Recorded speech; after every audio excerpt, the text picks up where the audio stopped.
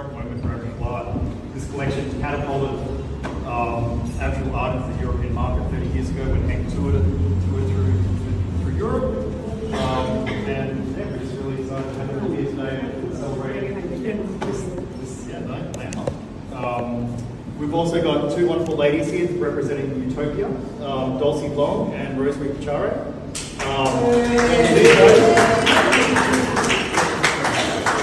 Really special. Rosemary actually had an artwork in the original Nangara show 30 years ago as well. So, bit of a circle round moment for Rosemary. Look, I won't talk too much. I'll hand over to Tara soon. I just wanted to take a moment to acknowledge the traditional owners of the country that we're gathered on today and pay our respects to those elders past, present and emerging. On that note, I'll pass over to Tara to give you some more information about Nangara and where we got you today.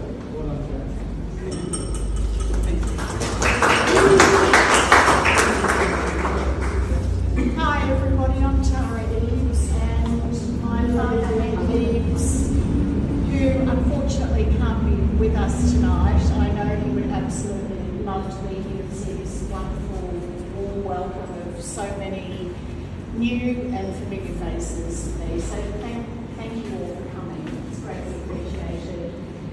Nangara is a word that in the Admacha language means very special place.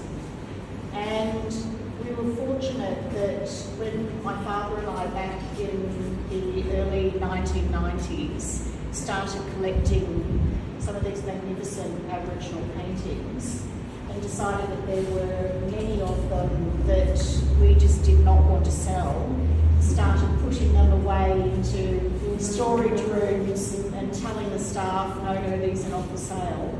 That we finally ended up with, before we knew it, within about 5 years, an incredible collection of about 280 works on canvas that all of a sudden were entitled in this collection. And we had Clifford Possum working in our gallery, which was in Burke Street at the time. And Clifford used to come and say, and sit down. This is one of his paintings over in this corner here. It's called The Corporate Dreaming. And he would sit down and dot away and say, Nangara. And we said, what are you saying, Clifford? This is a very special place. So that was why we named our touring exhibition Nangara. We were approached by the curators of the St-Gun Museum, which is in Bruges or Brugge, depending on whether you're French or Belgian. And they came to us and said, we would very much like to do an Australian Aboriginal art exhibition. We said, great, we can do this. 280 canvases, about 50 beautiful artefacts, ornaments, goannas, army poles, and some other artefacts later.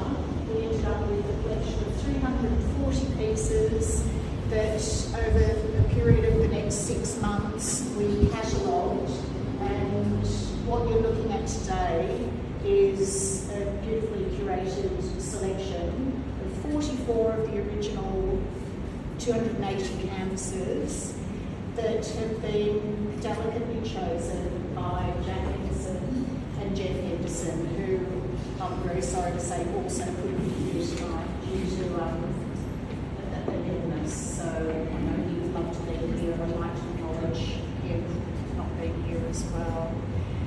Nangara was incredibly exciting for Dan and me. We worked very, very hard on getting the collection together, and we sent all of the works over with KLM to Belgium, and we hung the works, and the response was phenomenal from the European people that visited the museum over a 3-month period of time.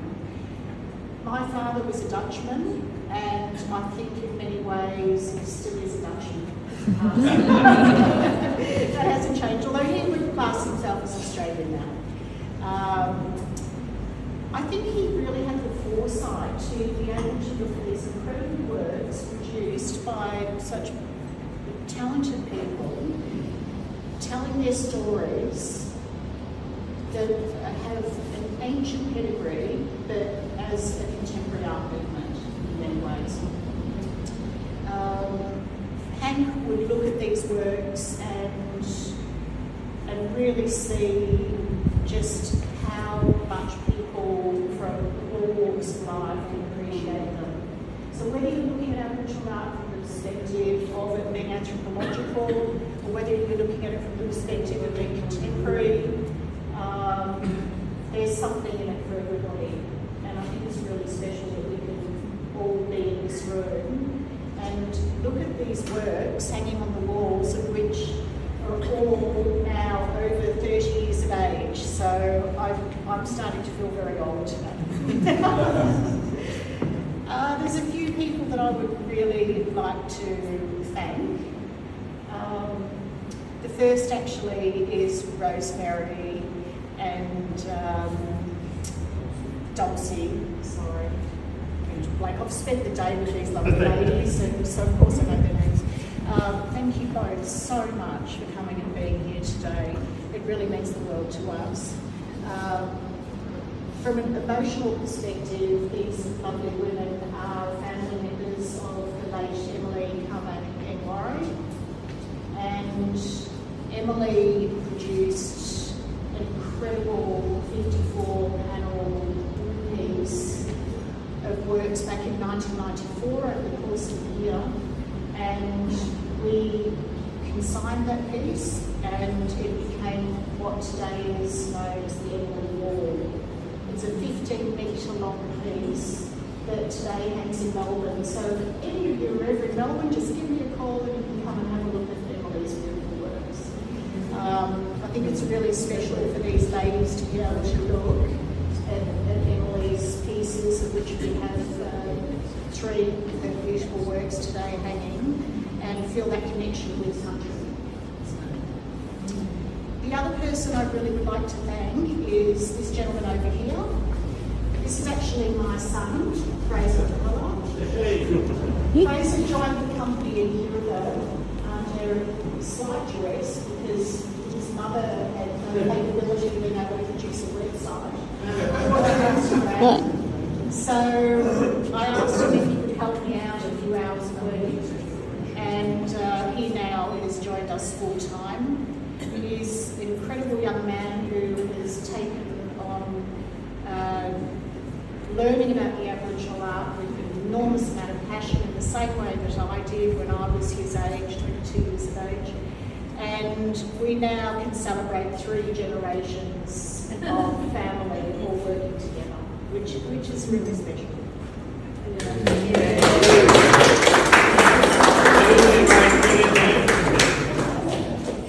I'd like to thank my partner, Brett Parker. Brett has been such an enormous support to me with Hank this year.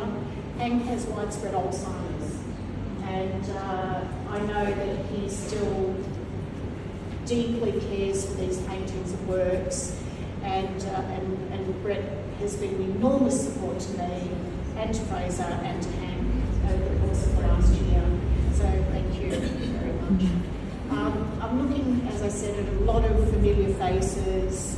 There's so many of you, and you know who you are. I won't single you all out, but I really appreciate those people who have flown up from Melbourne to be here today.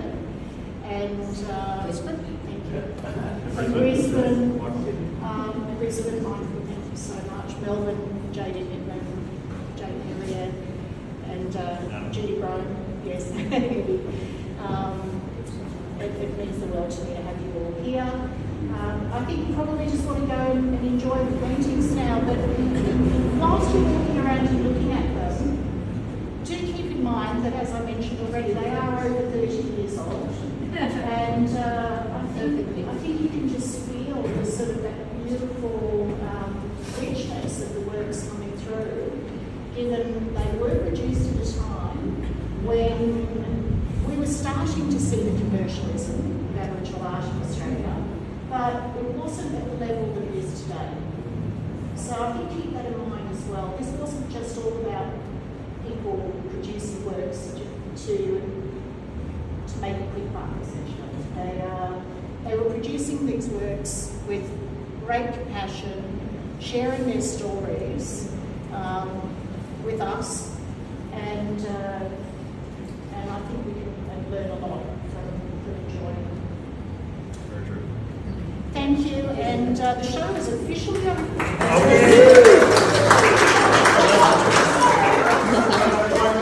was going to follow on and say this is the first time a lot of these artworks have been available for sale in 30 years, so if you are interested and want to know more about them, have a chat to Tara. We've also got Dan, Sally and Surrey on today, so if you want to have a chat with them about home trials or anything like that, just reach out.